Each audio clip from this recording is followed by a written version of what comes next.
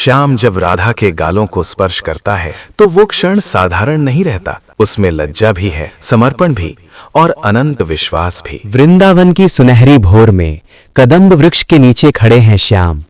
उनकी बांसुरी की मधुर तान जैसे स्वयं प्रेम का आह्वान कर रही हो। हर सुर में छिपा है राधा का नाम, हर धुन में बसती है अनंत भक्ति। श्याम के अधरों पर शरारती मुस्कान है, हाथों में रंगों से भरी पिचकारी। आज होली है, पर यह केवल रंगों का उत्सव नहीं, ये प्रेम के इजहार का दिवस है। जैसे ही नीला रंग हवा में घुलता है, समय मानो ठहर जाता है। वो रंग केवल राधा के गालों को नहीं, उनके हृदय को भी छू जाता है। कंपते हाथों से राधा गुलाबी अबीर श्याम के गालों पर लगाती हैं। ये स्पर्श क्षणिक है, पर उसमें समाया है जन्मों का स्नेह।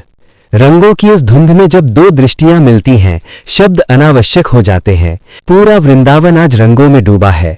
गलियां गा रही हैं, आंगन नाच रहे हैं, पर इस उत्सव का केंद्र केवल एक है, राधा और श्याम का अनुपम प्रेम। श्याम अपने कर कमलों से राधा के मस्तक पर प्रेम का तिलक अंकित करते हैं। राधा की उंगलियां जब श्याम के गालों को स्पर्श करती हैं, उस स्पर्श में लज्जा भी है, समर्पण भी और अनंत विश्वास भी। गुलाल का बादल जब आकाश में फैलता है, ऐसा प्रतीत होता है मानो स्वयं प्रकृति उनके प्रेम का उत्सव मना रही हो। हर कण में आशीर्वाद है, हर रंग में अनुराग। राधा आगे बढ़ती हैं, पर श्याम मुस्कुराकर उनका पथ रोक लेते हैं। ये रोकना बंधन नहीं, ये प्रेम की मधुर शरारत है। राधा का प्रत्येक कदम, प्रत्येक घूमना जैसे सृष्टि की लय बन जाता है। उनके घाघरे की उड़ान में बसता है प्रेम का संगीत। श्याम मौन है, पर उनकी दृष्टि बहुत कुछ कह रही है। उस मौन में प्रशंसा भी है, प्रेम भी और एक गहरी आत्मिक एकता भी। जब उनके हाथ एक दूसरे को छूते हैं तो रंग झरते हैं, पर समय ठहर जाता है। ये स्पर्श केवल देह का नहीं, ये आत्माओं का मिलन है। यमुना की शांत लहरें जैसे उनके प्रेम की साक्षी हों। हर प्रतिबिंब में राधा और श्याम एक दूसरे में समाये हुए दिखाई देते हैं। जब राधा रंगे हुए हाथों से यमुना जल को छूती हैं, तो जल भी प्रेममय हो उठता है। जहां प्रेम स्पर्श करे, वहां जीवन स्वयं रंगीन हो जाता है। सूर्य अब अस्त होने को है। आकाश केसरिया और गुलाबी आभा से भर उठा है। दिन ढल रहा है, पर भावना और भी गहरी हो रही है। श्याम स्नेह से राधा के केशों में पुष्प सजा देते हैं और राधा धीरे से उनके मस्तक पर सजे मोर पंख को स्पर्श करती हैं।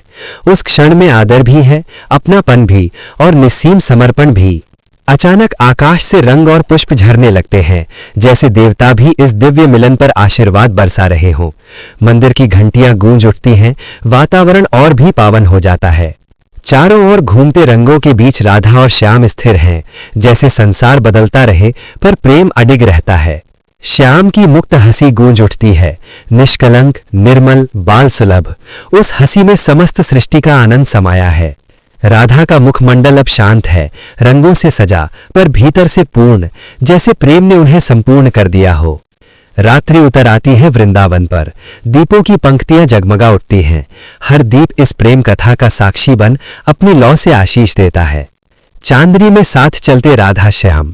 अब रंग शांत हो गए हैं, पर हृदय का स्पंदन अभी भी उसी लय में धड़क रहा है, प्रेम की शाश्वत लय। जब उनके हाथ पुनः एक दूसरे को थाम लेते हैं, तो प्रतीत होता है मानो समय ने स्वयं प्रणाम कर लिया हो इस मिलन को।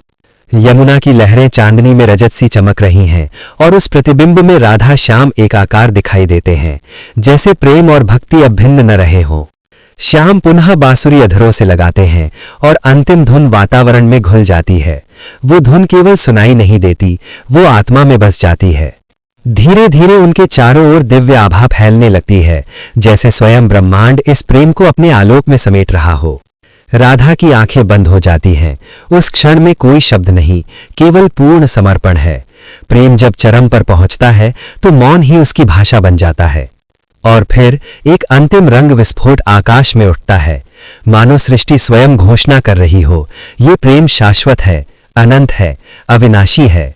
ऊपर से देखो तो पूरा वृंदावन रंगों में ढका है, पर भीतर से वो भक्ति में डूबा है। ये भूमि धन्य है जहां ऐसा प्रेम जन्म लेता है।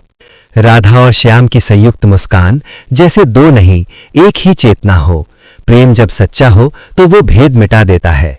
आकाश से पुष्प बरसते हैं, हर पंखुड़ी इस मिलन पर आशीष बनकर गिरती है।